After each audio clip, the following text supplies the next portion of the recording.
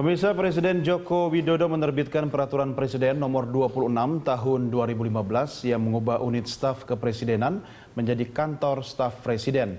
Perpres ini memberi sejumlah tambahan kewenangan. Kantor staf presiden di bawah kepemimpinan Luhut Panjaitan. Akankah kewenangan Luhut Panjaitan selaku kepala staf kepresidenan akan efektif mengawal tercapainya sasaran program pemerintah, atau malah justru kewenangan besar di tangan Luhut itu lebih sebagai upaya Joko Widodo memperkuat posisi kepala staf presiden itu sendiri sebagai bumper menghadapi kekuatan politik di sekitarnya? Kita akan membahasnya bersama narasumber yang sudah hadir di studio, Wakil Ketua Komisi 2 DPR RI Riza Patria dan pakar hukum tata negara Refli Harun. Sebelum memulai diskusi, pemirsa, saya ajak Anda untuk melihat tayangan yang berikut ini.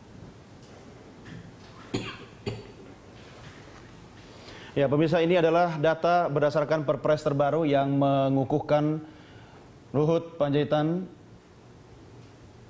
Oke, ini Perpres nomor 190 tahun 2014 sebelumnya, sementara yang sekarang kita lihat ini adalah Perpres nomor 26 tahun 2015 yang baru tentang kantor staf presiden, di mana kantor staf presiden mendukung komunikasi politik dan pengelolaan isu-isu strategis kepada presiden dan wakil presiden. Kemudian kita lihat tugas yang berikutnya lagi adalah pengendalian program-program prioritas nasional, diantaranya program-program yang implementasinya lintas kementerian, bahkan lintas Menko.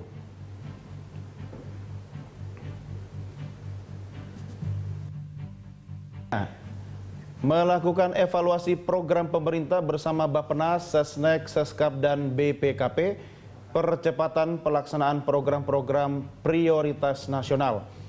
Ini perlu digarisbawahi, evaluasi program ya pemirsa. Kemudian tugas berikutnya adalah penyelesaian masalah secara komprehensif terhadap program-program prioritas nasional yang dalam pelaksanaannya mengalami hambatan.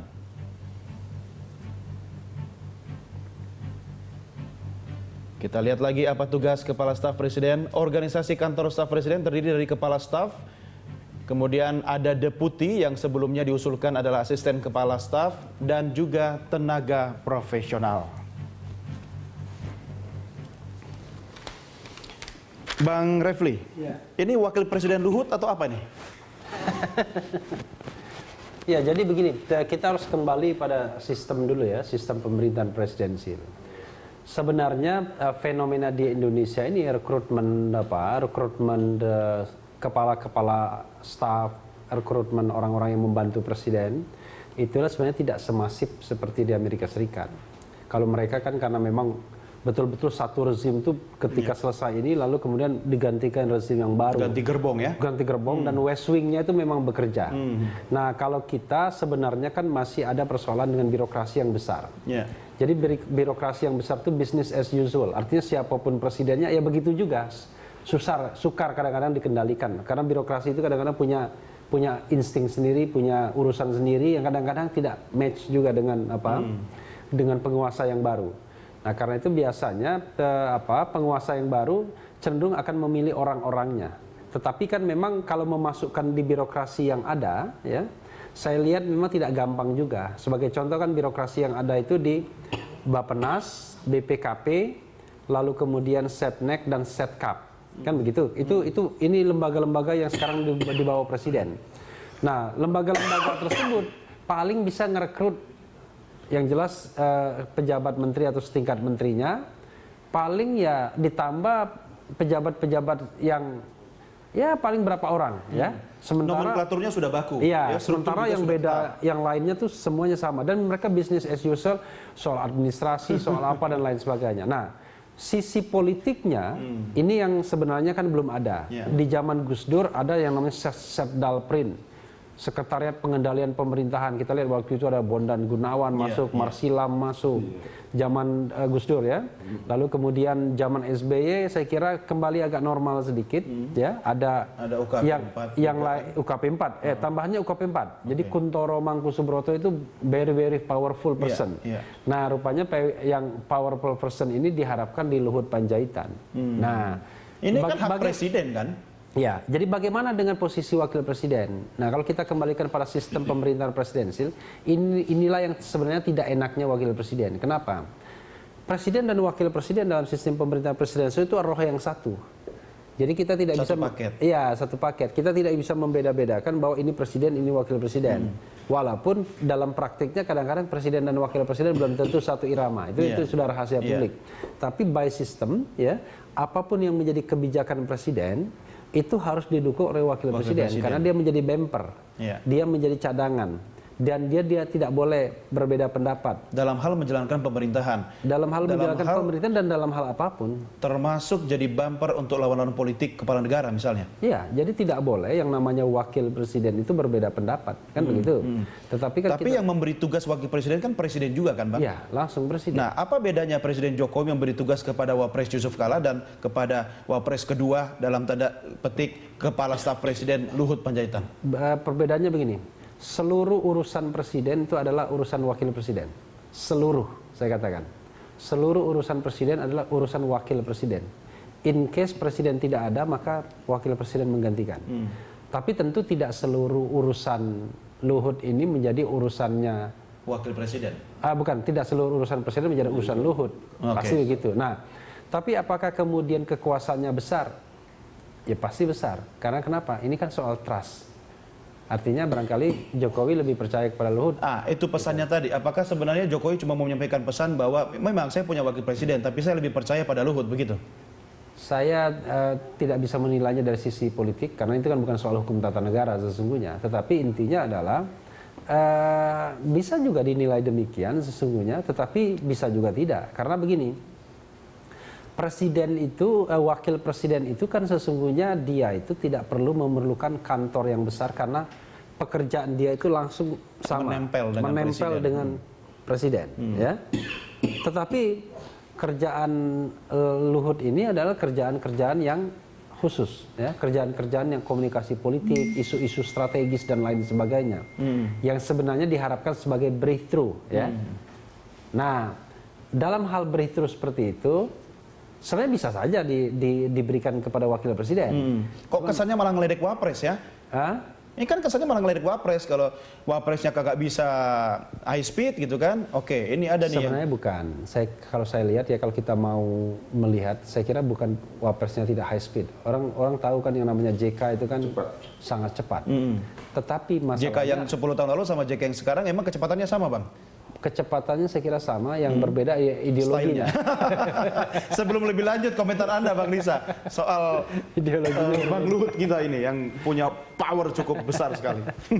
Ya, saya kira yang pertama ya, saya ingin mengomentari bahwa menjadi hak prerogatif presiden tentu untuk mengatur tidak hanya personalia tapi juga struktur dan komposisi daripada kabinet. Yang kedua, kalau kita lihat memang ada perubahan yang signifikan, saya kira ada beberapa alasan ya. Dulu zaman Pak SBY memang komunikasi politik itu lebih pada mengandalkan pada kedekatan, kemampuan dan kepiawaian Pak JK sebetulnya.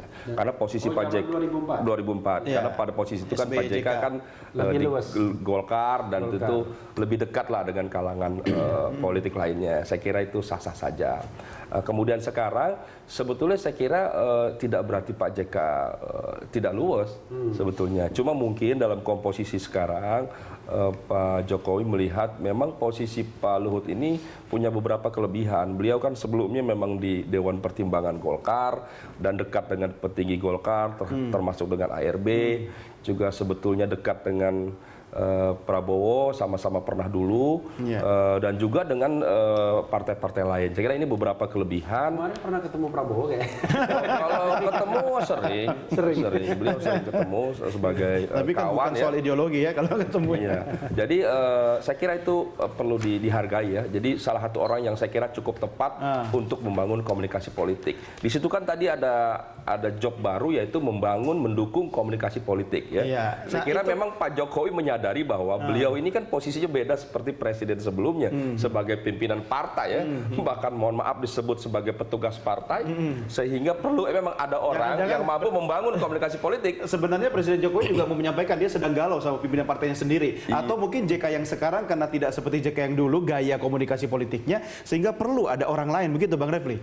Enggak, memang kalau kita lihat Pak JK memang agak berbeda, Bung Refli. Kan JK sekarang Dalam memang berapa beda, bulan kan? agak berbeda. Artinya begini, beliau itu lebih berusaha memposisi untuk berusaha mengerem Jadi gitu F2. loh. Ah. Tidak seperti dulu remnya nggak ada nih. Sekarang remnya banyak dia. Gitu. Atau justru karena gara-gara itu Bang Refli sehingga Pak Jokowi merasa kalau JK yang sekarang Tidak seperti karakternya dulu. sama yang dulu kan mungkin tidak perlu ada Luhut gitu loh. Tapi karena JK yang sekarang lebih cool gitu, harus ada orang yang juga galak seperti Luhut. Tapi sebenarnya begini, test case-nya misalnya kasus BG ya, kan kelihatan sebenarnya berbeda pendapat ya. Iya. Ya. Kalau presiden dari awal sebenarnya tidak ingin melantik misalnya. Kalau JK kan berbeda, justru ingin melantik misalnya. Nah, saya kira ada nuansa seperti itu juga, karena itu menurut saya memang presiden membutuhkan orang yang memang 100% dalam tanda kutip loyal. Ya. Loyal ya. Ya, Bisakah 100%. sikap Wapres saat itu merepresentasikan sikap PDI Perjuangan? Saya kira tidak juga. Artinya upaya karena pengangkatan Luhut bukan berarti bersih-bersih pengaruh Bu Mega? Enggak. Jadi lebih pada sebenarnya kan kalau dia mengandalkan Wapres misalnya, dalam titik tertentu bisa saja Wapres memiliki ideologi yang berbeda, ya, memiliki perspektif yang berbeda, dan saya kira ini akan menyulitkan presiden juga kalau seandainya dia trust him 100% kan begitu. Walaupun dari sisi etika politik tidak boleh begitu. Betul. Dari sisi sistem ketatanegaraan tidak boleh begitu. Tapi secara faktual pasti dia membutuhkan orang yang 100% loyal. Apakah Luhut 100% loyal sama Jokowi? Ya. Buktinya? Buktinya di mana? Buktinya tidak loyal di mana? Ya, belum ada bukti. Saya ingin mengatakan kan kalau dari pergaulan kan lebih dekat. Ini soal chemistry. Ya. Kan beliau berdua kan orang. Berarti kan maksud Anda Bang, firm ini kalau antara RI1 dan RI2 chemistry-nya tidak cair juga? Dan hubungan antara Pak Luhut dengan Pak Jokowi itu sudah lama. Sudah lama. Iya, kita semua tahu. Iya. Jadi tidak hanya perannya besar pada pemenangan Pilpres, tapi memang sudah ada hubungan yang jauh lebih lama dibandingkan dengan menteri yang lain, bahkan dibandingkan dengan Pak JK itu sudah menjadi rahasia umum. Iya. Bahkan memang pada posisi ini Pak Luhut itu punya beberapa kelebihan, punya kedekatan-kedekatan dengan partai yang lain, juga cukup senior ya, seperti Pak JK cukup senior dari segi umur, pengalaman dan sebagainya. Saya Atau kira cukup posisi disegani juga oleh PDI Perjuangan dan pasti, Nasdem begitu? Pasti disegani oleh banyak Kalau partai. Gerindra sama Bang Luhut gimana? Hubungan baik sampai hari ini, nggak ada masalah. Baiknya artinya apa nih? Ini tafsir juga nih kalau politisi yang bicara nih. Ya artinya kalau kami menyikapi ini menjadi prerogatif presiden, kami menghargai. Yang penting bagi kami adalah bahwa penunjukan ini ya kan dapat membentuk satu hasil yang baik gitu loh. Apapun kita memberikan hak pada presiden, tapi yang penting hasilnya.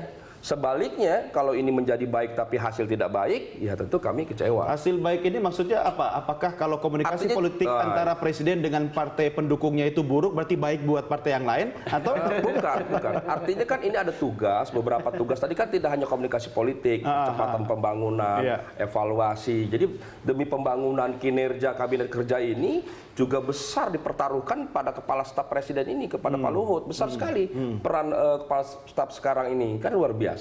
Tidak hanya nomenklaturnya yang baru, tapi jobnya yang besar dan pengaruh besar, dan ada evaluasi. UKP 4 sebelumnya ada di Pak SBY kan tidak ada, dihapus. Kalau saya lihat dari job tadi dipindahkan di sini. Bahkan ditambah lagi komunikasi politik yang sebetulnya pada job yang sebelumnya pada PSB tidak ada itu bahasa mendukung komunikasi politik, itu tidak ada dalam karena Pak SBY dalam punya job. juru bicara waktu itu kan? Bukan soal juru Yang bicara, bisa jadi artinya nomenklatur daripada job desk itu tidak perlu ditulis. Itu kan sesuatu yang memang berjalan saja begitu. Oke, kita tidak perlu ada lanjutkan di segmen penekanan di berikutnya. situ. Kita Ya. break dulu. Pemirsa, kami segera kembali sesaat lagi.